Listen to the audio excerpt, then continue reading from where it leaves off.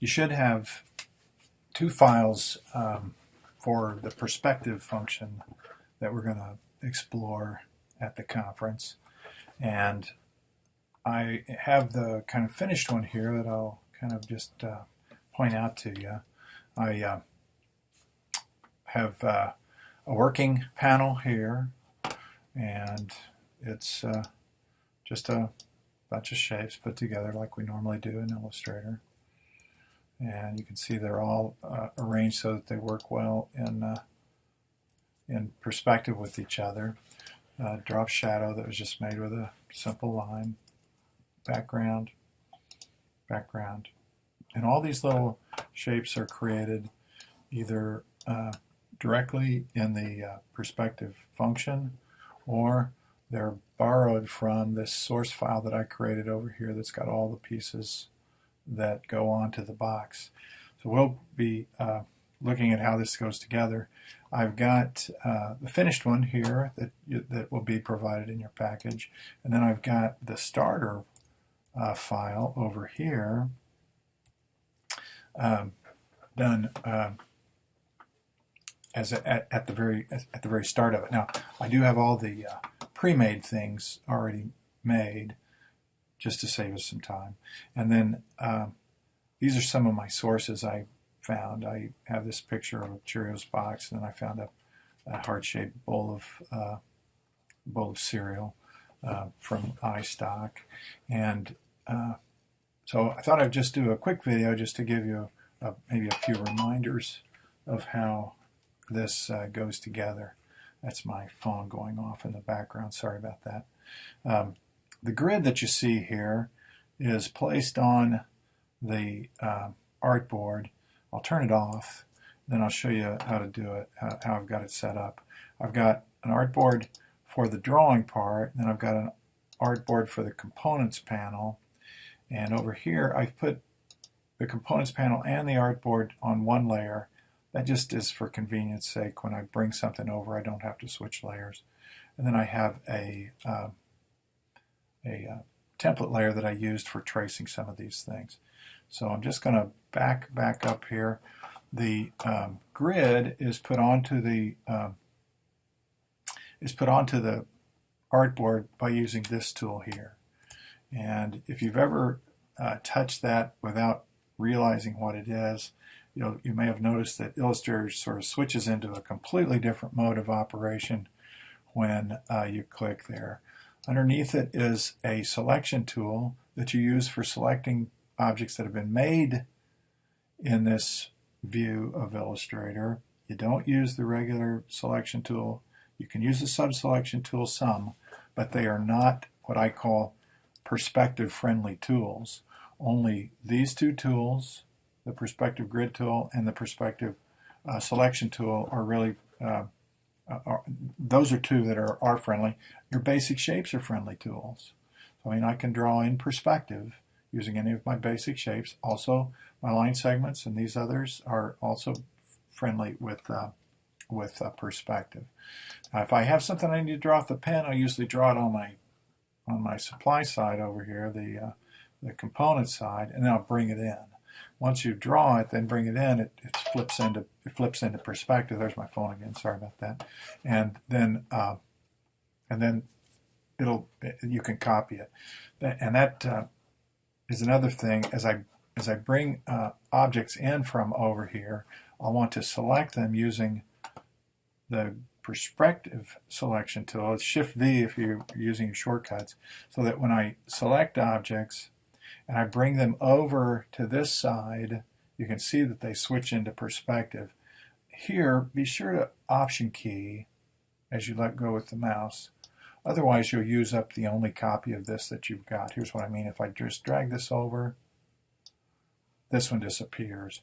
But if you'll remember as you bring this over to add the Option key, it'll make a copy, as you know.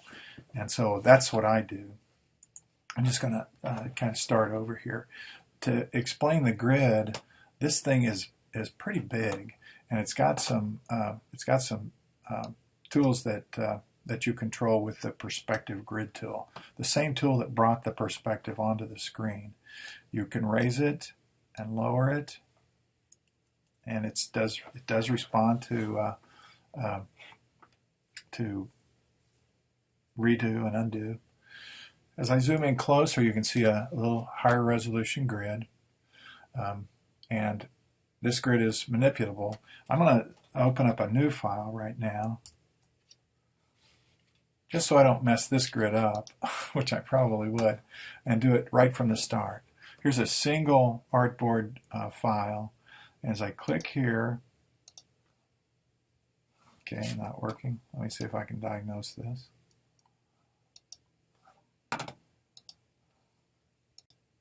Okay, got it to come up. There's a shortcut that I had turned on, Shift-Command-I. Shift-Command-I turns the grid on and off as well. So you can do it with the tool, or you can do it with Shift-Command-I. And that is available for you also under the View panel, Perspective Grid. There's Hide Grid and Show Grid. There's Shift-Command-I.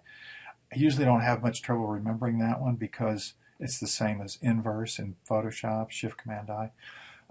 I normally prefer to turn the snap off, but I'm going to leave it on for now just so we can see how it works. Notice that there is the 2-point is the default.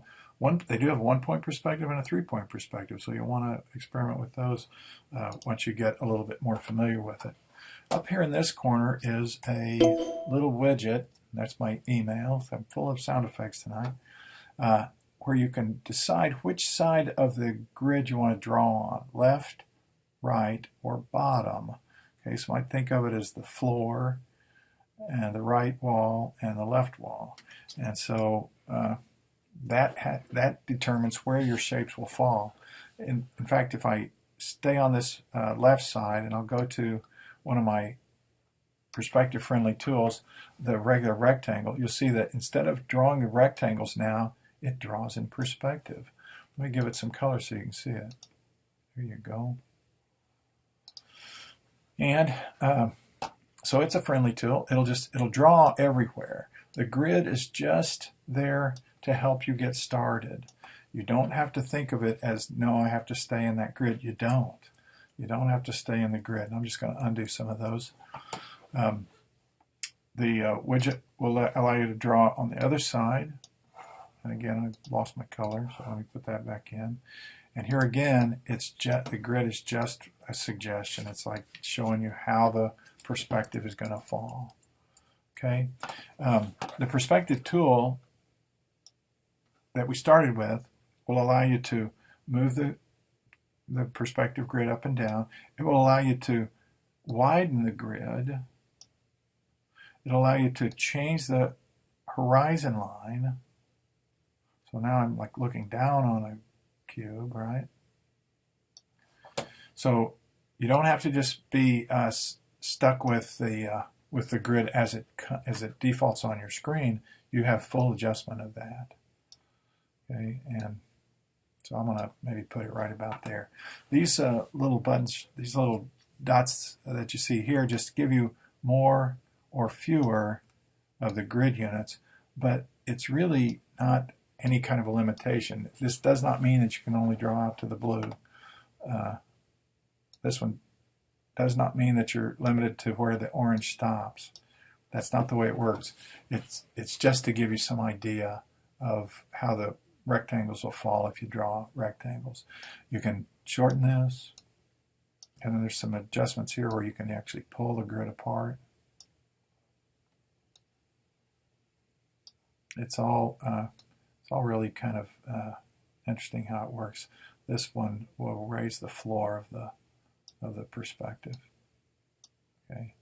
All right. So let me just give you a quick breeze through here. Again, determined by which side of the widget is selected, helps me decide which way I can draw, or which part of it I can draw on. I'll use a rectangle here. Again, give it some color, and you can see how that works. And so it doesn't take much imagination to kind of see how, if you go now to your perspective selection tool, remember, don't use these selection tools, use this one. If you remember the shortcut, I actually do better if I remember the shortcut, Shift-V. and you can change the relationship of that. Let me just zoom in. You can even do some of the functions of copying if you want to repeat. And I'll drag this over, I'll hold the Shift key and the Option key and let up with the mouse. And you can see now that I'm actually duplicating what might be windows or details on a shoebox or whatever kind of an object you want to draw in two-point perspective. It could be a cubicle. It could be anything that's cube-shaped. Okay, I always have to remind my students, don't just draw buildings. I know it kind of looks like a building, but it's really good for anything. Using the same selection tool, you can select groups of objects, bring them down.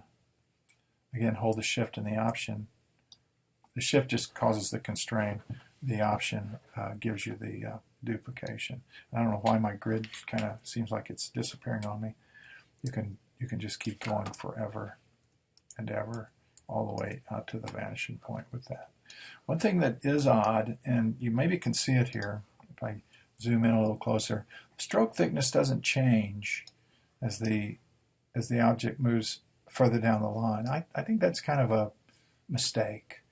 As you can imagine, if this one is a certain thickness, then as it gets down here it should be hairline thin, but it just doesn't work that way in Illustrator perspective.